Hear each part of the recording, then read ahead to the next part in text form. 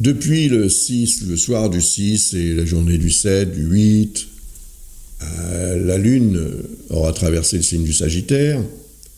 Elle aura donc joué un rôle important par rapport à Uranus et Vénus pour stimuler cette énergie du changement, en stimulant de même l'énergie de Saturne et de Neptune et celle de Pluton. Donc ce que je vous ai expliqué dans la précédente vidéo à propos de cette configuration majeure va prendre peut-être beaucoup de couleurs et d'importance dans votre vie le 8 et le 9, ou le 7 même, déjà le 7, hein, c'est sûr. Et donc, profitez-en, vous ne le regretterez pas. Vous regretterez si vous n'en profitez pas, ça, c'est évident. Donc, le 9 juillet, à 21h, la Lune s'oppose à Jupiter, déclenche l'énergie de Jupiter, qui est un astre majeur. Elle déclenche donc l'énergie du bien-être, la volonté d'être bien, la volonté de réussir et le potentiel de réussir. Mais il y a une dissonance avec Saturne et Neptune qui peut mettre un petit peu le pied sur le frein, ralentir et diminuer peut-être aussi la perception du mieux qui serait représentée par Jupiter.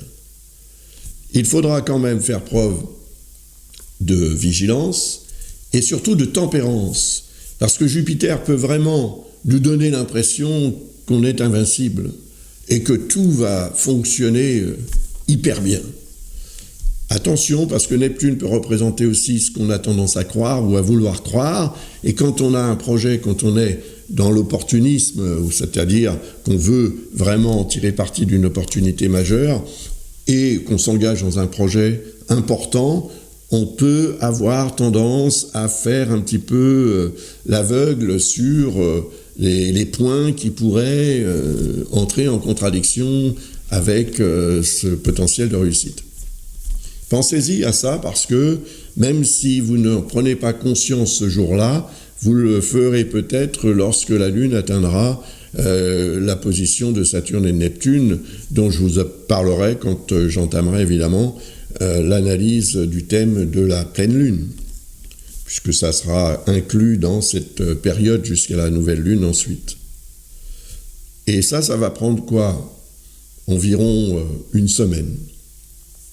Donc une semaine plus tard, si vous commettez l'erreur de trop y croire ou de ne pas assez y croire, il faudra vraiment doser, vous prendrez conscience que vous auriez dû ou que vous n'auriez pas dû.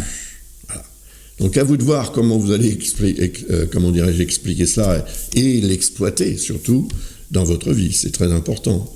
La Lune formera un beau trigone avec Mars et un beau sextile aussi avec Vesta.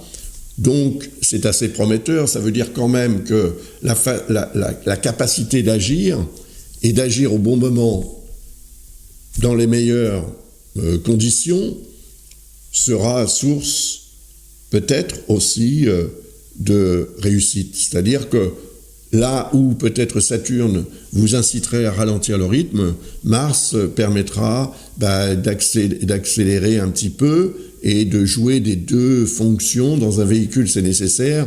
Savoir se servir de l'accélérateur et du frein, c'est très nécessaire.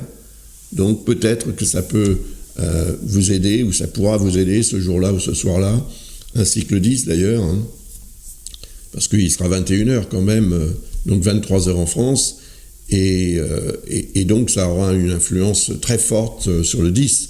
D'ailleurs, que va-t-il se passer ensuite? Eh bien, c'est la pleine lune. La voici. On va en parler dans la prochaine vidéo. À très vite donc. Au revoir.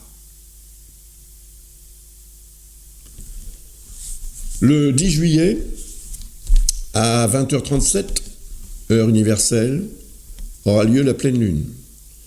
Elle se trouve dans le signe du Capricorne, comme vous le voyez ici, et le soleil est évidemment en phase dans le signe du Cancer. La Lune est en harmonie avec Mars et elle est automatiquement opposée au Soleil, ça c'est sûr, mais elle est surtout au quinconce de Mercure. Donc encore une fois, ça veut dire que cette période qui commence et qui commence à diminuer, en fait, c'est la Lune qui devient nouvelle Lune. Donc à partir du moment où elle est pleine Lune, complètement éclairée par le Soleil, elle va s'orienter de façon à capter moins de Soleil de plus en plus, jusqu'à devenir nouvelle Lune, c'est-à-dire qu'elle sera en conjonction avec le Soleil. Ce qui crée d'ailleurs très souvent une éclipse. Donc vous avez 2 éclipses possibles, évidemment, lors de la pleine Lune et lors de la nouvelle Lune.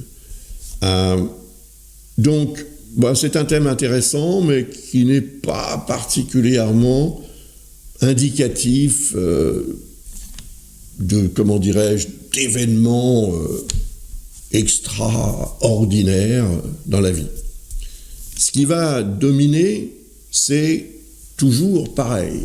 Ce que je vous expliquais dans les précédentes vidéos, c'est cette présence d'Uranus, avec Vénus encore, en Gémeaux, en harmonie avec Pluton et en harmonie avec Saturne et Neptune. Neptune sera rétrograde, Pluton sera rétrograde, donc ce sera peut-être un petit peu moins fort, mais c'est, reculer pour mieux sauter, si vous voulez. Ça veut dire que certaines modifications importantes, certains changements et cette notion de régénération, de transformation profonde peuvent être mises un petit peu en stand-by, si vous voulez, mais sans que ce soit véritablement affligeant. Non. Simplement, dites-vous que quand vous voulez faire un gâteau, vous préparez la pâte et vous la laissez lever. Et une fois qu'elle est levée, que le mélange est prêt, vous le mettez au four. Donc ça, c'est la période, là, si vous voulez, la période de rétrogradation peut être imagée de cette façon. C'est la période au cours de laquelle on doit laisser reposer la pâte. Et puis ensuite, on la met au four et ça vous fait un super gâteau ou un super pain, enfin, ce que vous voulez faire. Et ce que vous voulez déguster. Voilà. Donc, j'ai terminé pour cette série de vidéos. J'espère que cette nouvelle formule vous convient. Je vais mettre aussi d'ailleurs la vidéo complète en ligne pour les personnes qui préfèrent ce format. Voilà. À bientôt. Au revoir.